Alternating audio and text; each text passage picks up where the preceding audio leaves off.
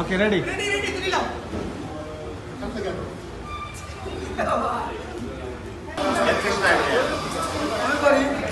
Reজন ভাই আপনি না reজন ভাই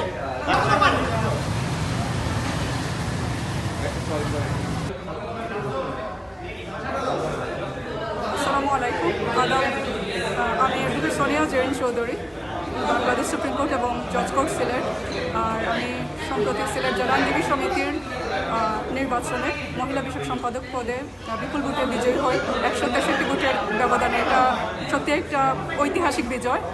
তো আমি সত্যি খুবই আনন্দিত এবং অভিভূত। আর আজকে আমার ইউনিভার্সিটির লিডিং ইউনিভার্সিটির যারা লয়ার ছিলেন ওনারা আমাকে সংবর্ধিত করলেন। তাই সত্যি খুবই ভালো লাগছে, খুবই প্রাউড ফিল করছি নিজেকে।